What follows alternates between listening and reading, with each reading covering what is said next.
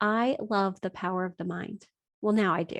Now that I am intentionally managing my mind. Before I made this a daily practice, my mind got to roam the entire playground unsupervised. It didn't always play nice. Many times it was the bully, the mean kid. My thoughts were pretty prone to picking on me, belittling and tearing me down. I would think critically of myself and sometimes others. Thankfully, I learned a long time ago that I didn't need to share every thought that entered my mind. Of course, back then it was more because I didn't really think that my thoughts were important or relevant. Now my mind gets free range to wander and wonder, but I do not allow the bully of my brain to act out anymore. Now, instead of questioning my worth, my relevance, I know my worth. I know that I am important. I am capable. I am enough. And more than that, I am abundant. I can grow in more abundance, but I cannot ever take away from it. As I grow in abundance, it does not make me any more worthy than when I started. I have realized that I am unique and incomparable, unrivaled. However, I truly believe that I am equal, as we all are. I believe that we are 100% who we are supposed to be, and that there is no right or wrong to who we are. We are all different and we are all equal. I believe that everyone does the best they can, and they would do better if they knew how or felt safe and didn't feel the need to protect themselves.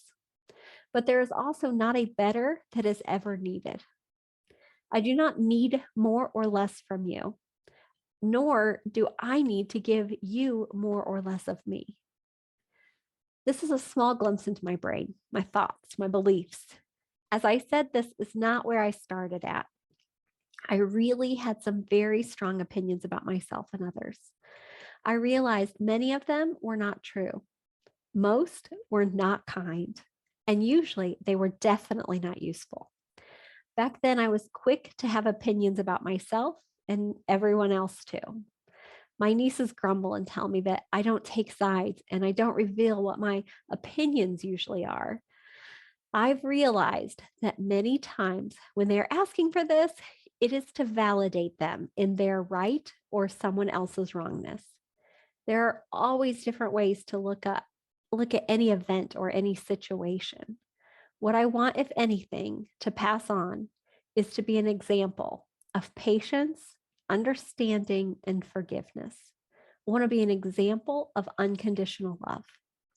My son, as he went through his teenage years, he would get all upset, not wanting to tell me something, really creating a worst case scenario in his head. Then, when he couldn't wait any longer and came to me with whatever it was never a deal breaker. He would always feel so much relief and never understand why he waited so long.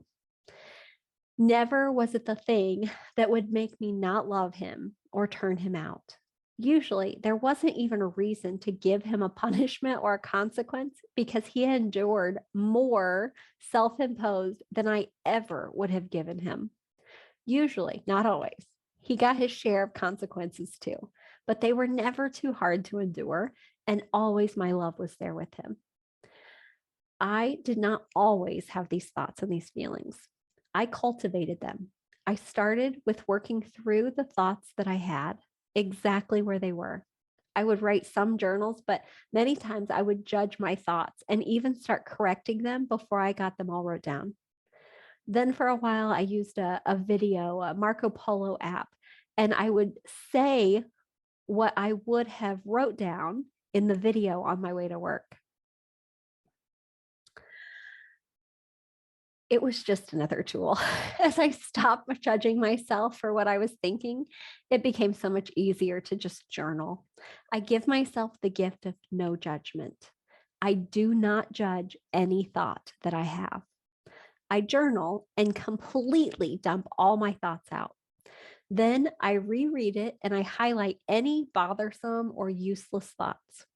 I do a thought model on these, asking myself how I feel when I think that thought. Is there anything I am doing, not doing, or avoiding because of this feeling? Then I look for thoughts to replace it. Sometimes there's just a word or two to clean up.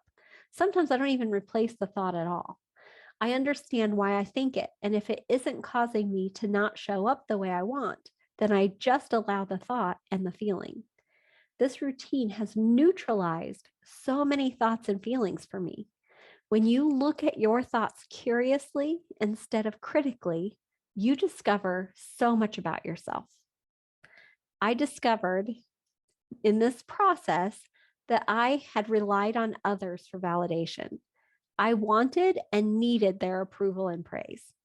I still enjoy hearing those words, but I don't need them anymore. I am truly capable of creating that for myself. When I notice I am having those kinds of thoughts, I ask why I am wanting them to say that, or why do I want them to make me feel that way?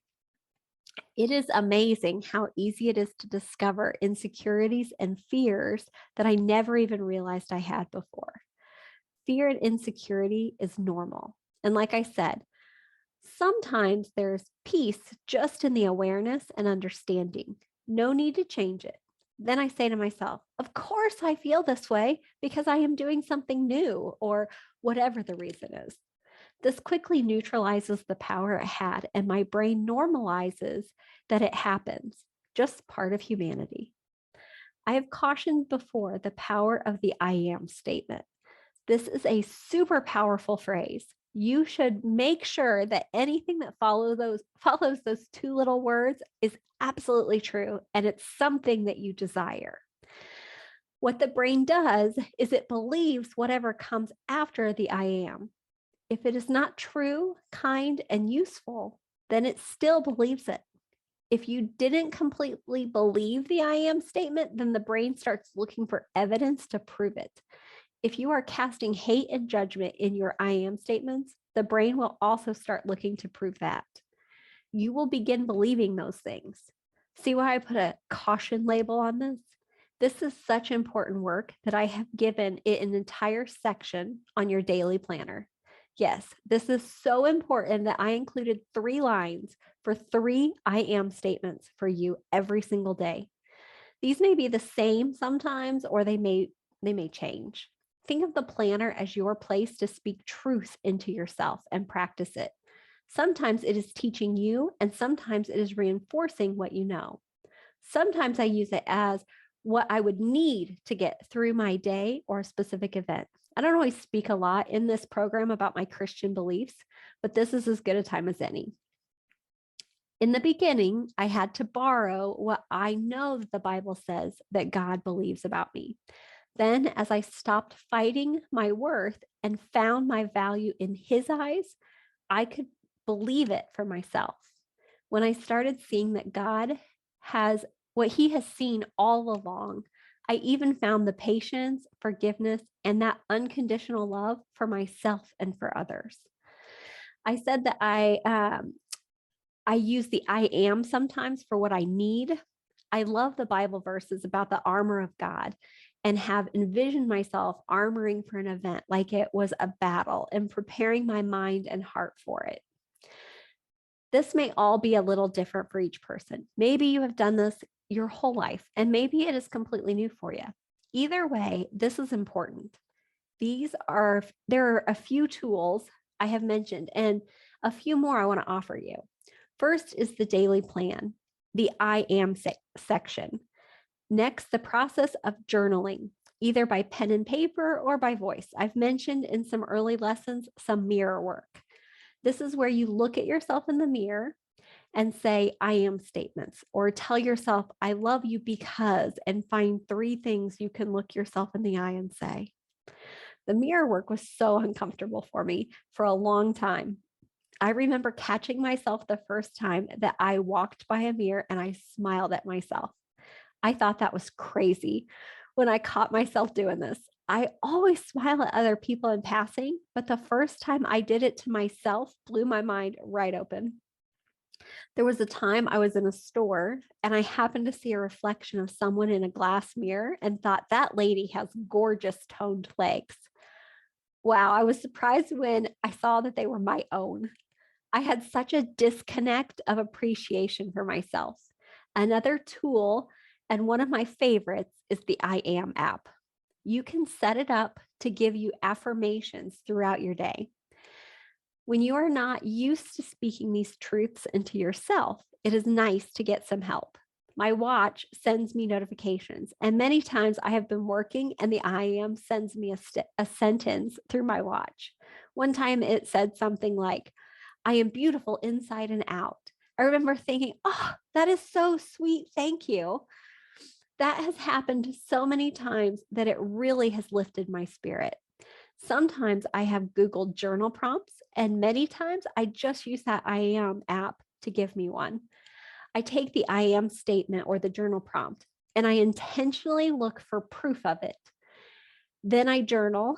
Sometimes I am working on that idea, and that is interesting too, what comes up. Can you imagine getting to a point where you can intentionally, on your own, lift yourself up, calm yourself down, and just be completely loving and comforting to yourself with a thought? Your thoughts have so much importance, so much power. I can't wait until you live this and create this for yourself.